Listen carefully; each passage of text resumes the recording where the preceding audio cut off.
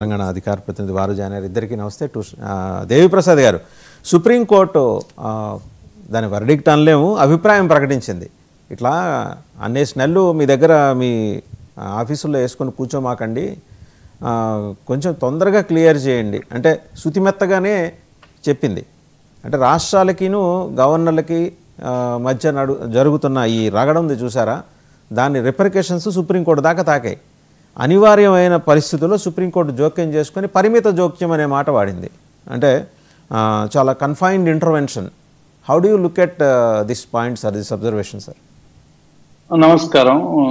ప్యానల్లో ఉన్న పెద్దలకు అందరికీ శుభోదయం.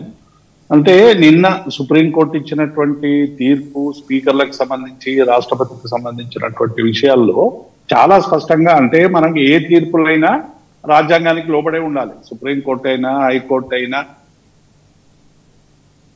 వ్యవస్థలైన కూడా రాజ్యాంగ పరిధిలోకి లోబడే వాటికి సంబంధించినటువంటి తీర్పులు ఇవ్వాలి తప్ప రాజ్యాంగానికి అతిక్రమించేటువంటి తీర్పులు ఏవి ఉండవు.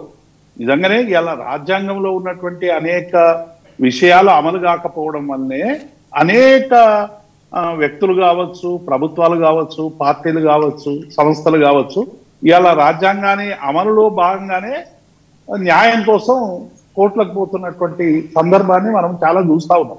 కాబట్టి రాజ్యాంగ ఉల్లంఘన జరిగినటువంటి ప్రతి సందర్భంలో కూడా సుప్రీంకోర్టుకు సంబంధించినటువంటి అనేక వ్యాఖ్యానాలు మనం అనేక సందర్భాల్లో చూస్తాం.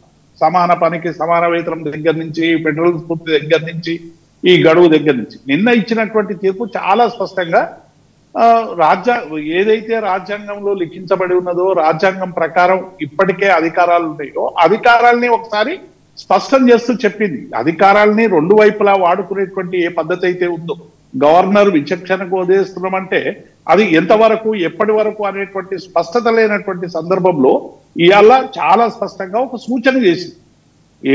అందులో ఉన్నటువంటి సూచనలే మరొకసారి చెప్పి ఎట్టి పరిస్థితిలో కూడా మీరు రెండవసారి పంపినా, ఇంకొకసారి 2 సార్లు కేబినెట్ నిర్ణయం తీసుకున్నా కూడా మళ్ళీ మీరు వెనక్కి పంపాలంటే రాష్ట్రపతికి పంపాలి తప్ప ఇంకొకటి చేయడానికి వీల్లేదనేటువంటి పద్ధతి కానీ, దానికి ప్రత్యేకమైనటువంటి గడువు లోపల నిర్ణయాలు తీసుకోవాలనేటువంటి అంశం మీద కానీ చాలా స్పష్టంగా సూచనలు చేసినటువంటి అంశాన్ని చూస్తా ఉన్నాం. ఇవి చాలా సందర్భాల్లో గవర్నర్ల వ్యవస్థ మీద మనం చూస్తా ఉన్నాం. చాలా కాలంగా చాలా విమర్శలు వస్తా ఉన్నాయి. ఇంతకుముందు పుల్లారావు గారు కూడా వారు కొన్ని ఉదాహరించారు. కేరళకు సంబంధించి కానీ, బెంగాల్కు సంబంధించి కానీ, తెలంగాణకు సంబంధించి కానీ.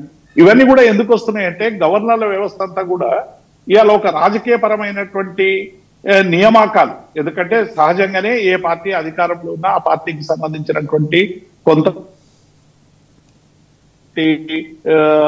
నిష్ణాతులని గవర్నర్గా నియమించేటువంటి పద్ధతి చాలా కాలంగా అది కాంగ్రెస్ పార్టీలో కొనసాగింది, ఇప్పుడు కూడా కొనసాగుతాం.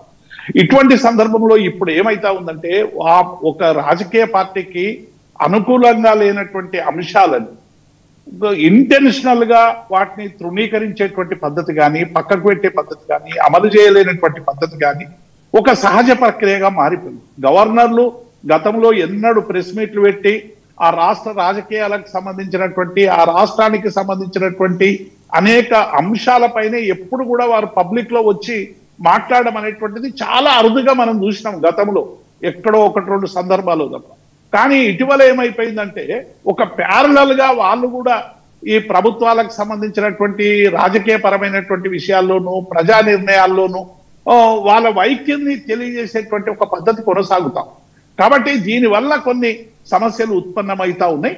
కాబట్టి ఇప్పటికైనా గవర్నర్ల వ్యవస్థకు సంబంధించి సరే రాజ్యాంగం మారుస్తారా, ఇంకేమైనా ఇందులో లోపాలుంటే మళ్ళీ గవర్నర్లకి అధికారాలకు సంబంధించినటువంటి కొన్ని కండిషన్స్ పెడతారా అనేటువంటి విషయాన్ని పార్లమెంట్ లో అన్ని పార్టీలు కూడా ఆలోచించాలి తప్ప ఇట్లా చేయడం వల్ల ఏమవుతుందంటే కొన్ని ముఖ్యమైనటువంటి నిర్ణయాలు ఆయా రాష్ట్ర ప్రభుత్వాలు తీసుకునేటువంటి సందర్భంలో కొంత సమయం అంతా కూడా వృధా అయ్యేటువంటి అవకాశం ఉంది. వారు అనుకున్నటువంటి పద్ధతిలో పరిపాలన, ఎందుకంటే ప్రజలు ఎన్నుకున్నటువంటి ప్రభుత్వానికి ఆ ప్రజల ఆకాంక్షల్ని ముందుకు తీసుకుపోయేటువంటి సమయంలో ఇటువంటి అడ్డంకులు రావడం అనేటువంటిది సహజంగానే ఏ ప్రభుత్వాలకైనా కొంత ఆగ్రహానికి గురి చేసేటువంటి అంశం.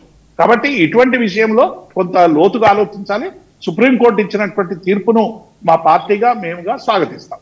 రైట్, ఒకసారి ప్రకాష్ రెడ్డి గారి దగ్గరికి వెళ్దాం. ప్రకాష్ రెడ్డి గారు, మీరు మాట్లాడే ముందు మనకి ఓ సామెత